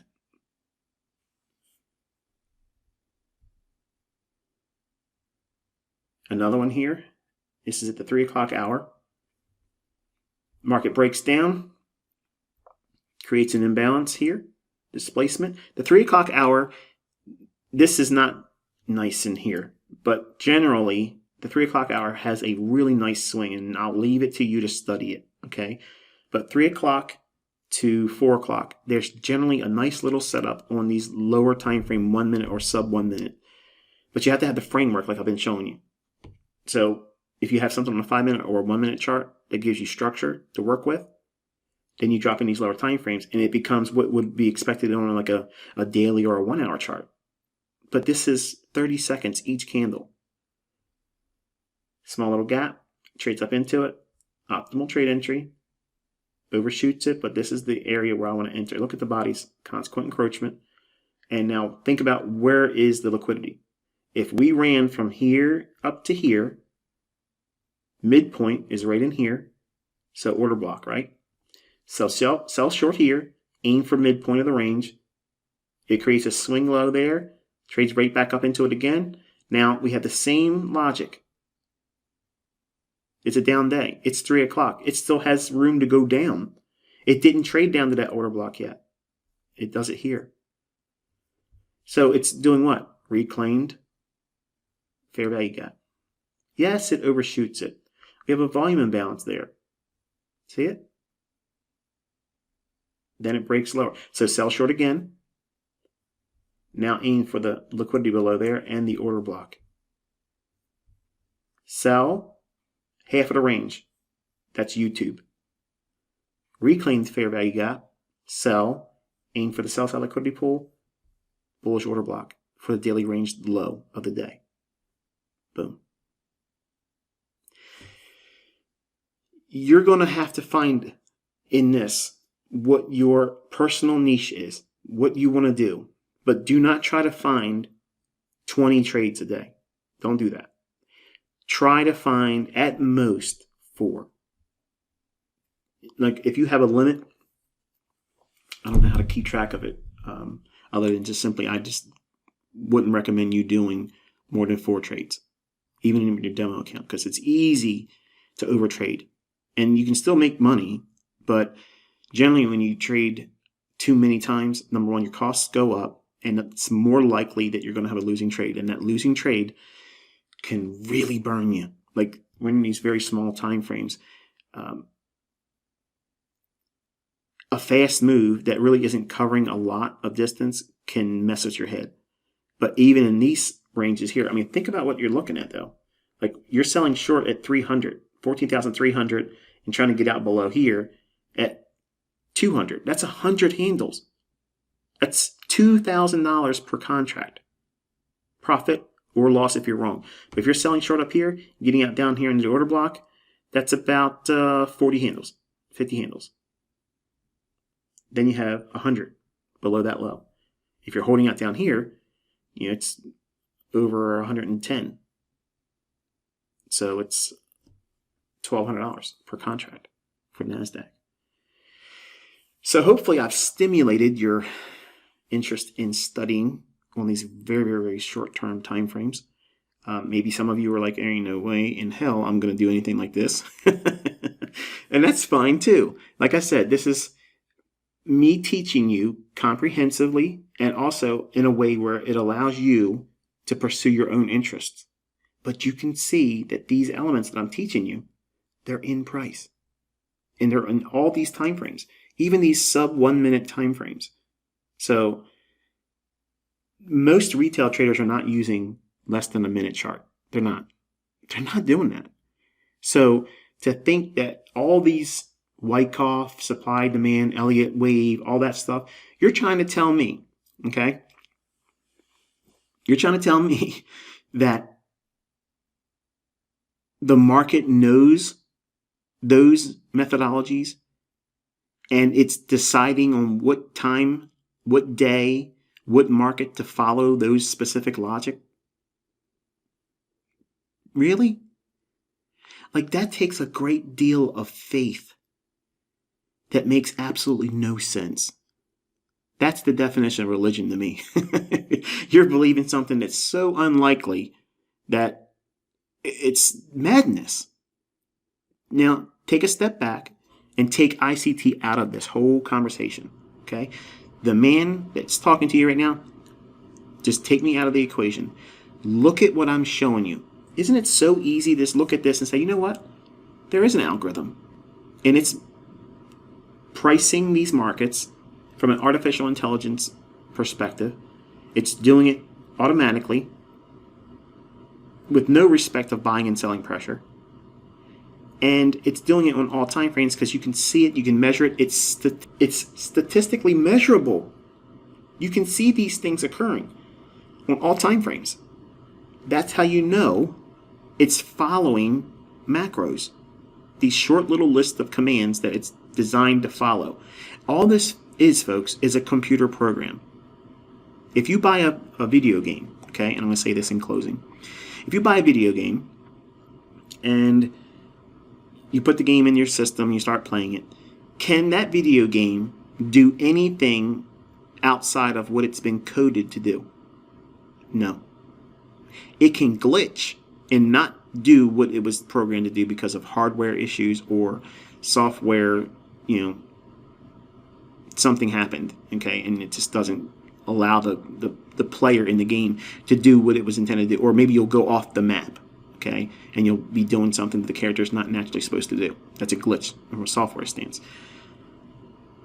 These markets cannot do anything outside of what they're programmed to do until there's manual intervention. When manual intervention comes in, that's where, like, your wife or your husband comes in and you're playing the game and they push the off button on the system. You don't get to have your moment of, I did what I was looking to accomplish in the game. Or if you have a sibling. Maybe it was like that when you were growing up, because it's happened obviously with my kids. I've watched them tease each other, and they're getting ready to beat the high score or something, and they're really into it, and it's payback time. My son Caleb would come in there and he would go, "Oh yeah, you're real high in the game, watch this," and boom, off the system, unplugs it or hits the button, and then chaos ensues. Okay, that's what manual intervention is like in the marketplace. Otherwise, it's going to do what it's designed to do, and it does not matter what you're doing with your controller at home, with your mouse and your buttons on your keyboard. All that moving around the mouse and all these buttons and trying to get in and buying and selling is having no effect on what these markets are going to do by the end of the day, because it's already predetermined, it's scripted, you have no say-so in the matter. You either get in sync with what it's going to do or you get ran over. Period. If you don't do it right, well, hopefully you have another player to use. If you can't respawn, you're out. You got to get another account refunded or determine whether or not this is for you. So you want to be able to look at these charts, not apply religion to it. Okay, no Wyckoff, no supply demand, no Elliott wave, no Darvas boxes, none of this mumbo jumbo harmonic crap. All those things, again, are just moments where it just fools them with randomness. That's all it is. When you apply time and price, that's the basis of what these algorithms are operating on. Then everything becomes clear. It tells you when not to do something, and it tells you when to do something. The missing piece is the money management. That's the part that you have to absolutely be impeccable with. If you're not, even knowing these things, when you start using them and you're doing very well with them, it'll make you feel invincible, that you can do nothing wrong. And as soon as you start feeling like you are a trading God, man, hello, reality check. You get smashed. And that's a real hard thing to come from. When you think you can't do anything wrong, and all of a sudden your world's collapsing because you can't control yourself, and you overtrade and you overtrade and you overtrade, and you don't want to go home with a loss. You don't want to close your week out with a loss, and you keep pushing and pushing and pushing, and then all of a sudden you can't meet the initial margin anymore because your account is gone, and you funded it with a Nations Bank credit card. Yeah, that's what I did. So in 1990s, that's what happened to me. And it's not fun. And you want to avoid all that. Just treat this like a business, obviously not like a video game. If anybody tells you, treat it like a video game, man, look, livelihoods are being maintained and held together with this industry. And it destroys them too. I don't look at any of this as a game. I don't. Now, learning in a demo, treat it like a game, yeah, because that way when you don't do well, okay, it's no problem. I can respawn. I can retry because it's not taking anything from me. But at some point you have to transition from, okay, I'm having fun and it can't hurt me, but now if I'm in live funds, this is business now. And I have to conduct myself with a business mindset and not take unnecessary risks. And maybe this style of trading doesn't feel like business to you. It feels like overkill. Okay, that's fine. But I'm only including this in the mentorship because I promised I would. For those individuals that want to do competition level trading, that want to literally beat the brakes off of everybody out there that thinks they're good. Listen, money management applied to this. Kelly, Optimal F. Forget about it. Like, you're talking hyperspace. Like, it is equity increases like you've never seen before. But you have to be dialed in and know exactly what you're looking for and pick your shots. Not every day is an opportunity like this. But when it's making itself available, man, it's like raining money. Just stick your pail out there and catch it. Other days, you have to work for it and be content with a little bit, a couple sprinkles. But when it's pouring like this one today, it's fun, real fun. And I wish I was home to get it all.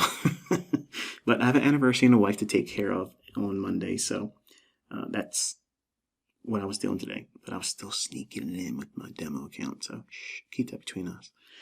All right, so until I talk to you, I guess on Monday. No, I won't be talking to you on Monday. Monday's my anniversary, so I won't be talking to you on Monday. So there you go. I'll talk to you on Tuesday through YouTube, and then we'll be back in sync on Wednesday with a midweek review. So I appreciate your patience in allowing me to make do on the promises I've kept for my wife for our anniversary.